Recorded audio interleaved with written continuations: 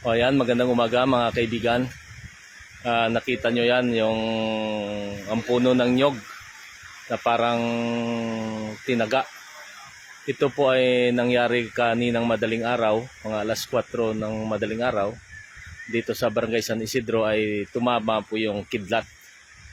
Ayan. Malakas na ulan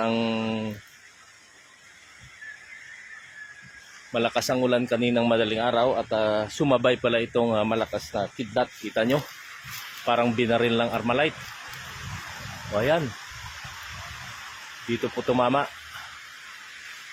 Ayan, dalawang puno po ito ng nyog. Parang tumagos ito sa kabila. Ang tama niya at pababa. Ayan, pababa. Tumagos dito sa ilalim.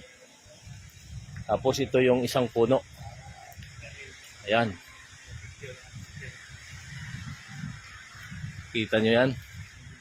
Ay kung tao itong tinamaan, siguradong wasak-wasak ang katawan nito. O ayan. Tagos din.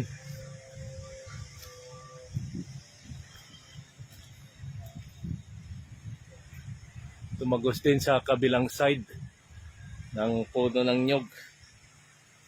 Grabe, malakas talaga itong kidlat pag tumama sa puno. O ayan, dalawang puno ang tinamaan. At hahanapin ko ang ngipin nito. Ang ngipin ng kidlat. Sabi sa pamahain, o sabi ng matatanda, ito raw ay nagdadala ng buwinas sa sabong. Baka ito na ang magpapayaman sa atin sa sabong. Kaya pag ako'y nakakita, humingi lang kayo sa akin ng ngipin ng kidlat at bibigyan ko kayo.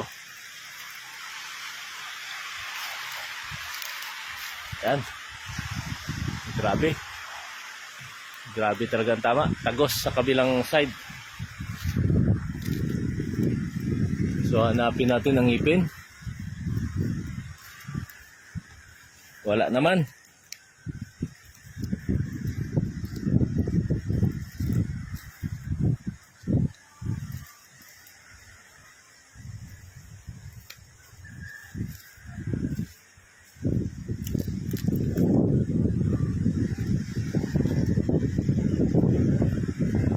So yan mga kaibigan,